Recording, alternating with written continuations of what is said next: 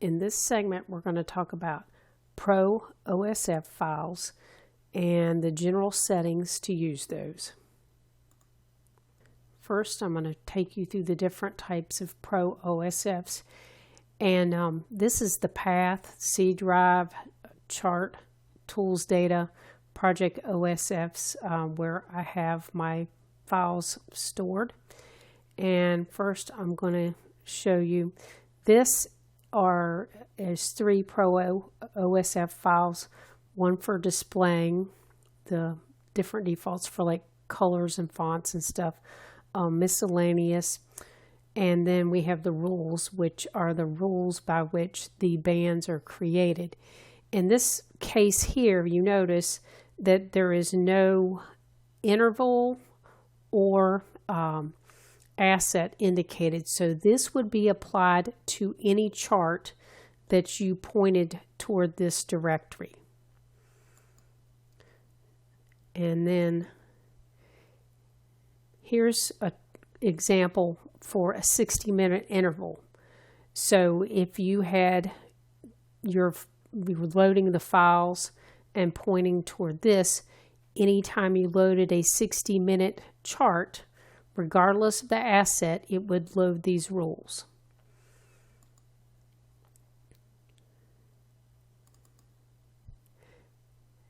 This here is for the micro ES, and it's a 60-minute interval. So in this scenario, if you were loading the files and pointing to this directory, it would only load these settings for the micro ES on a 60-minute interval.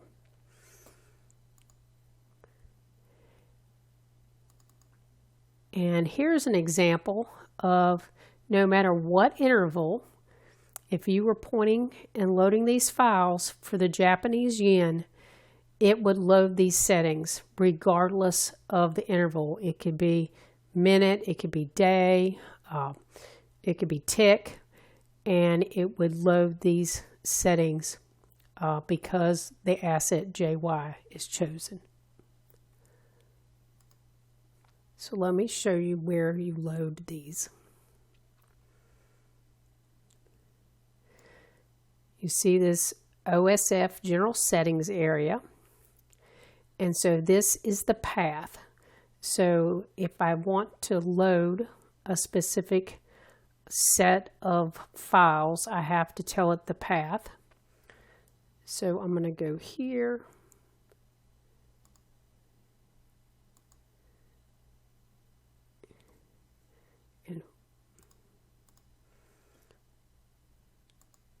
And so in this scenario, I'm just going to load these skin defaults.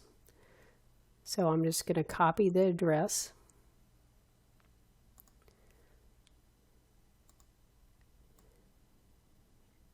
And then paste that in between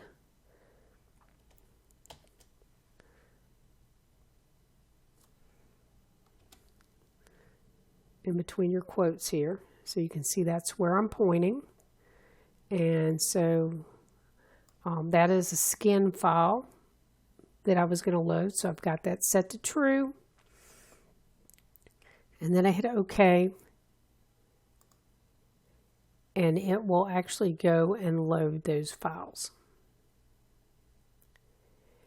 And you can actually verify that they've been loaded by looking at the Easy Language print log, and it shows you here loaded OSF file, and then it gives you the path and tells you it loaded the ProSkin defaults.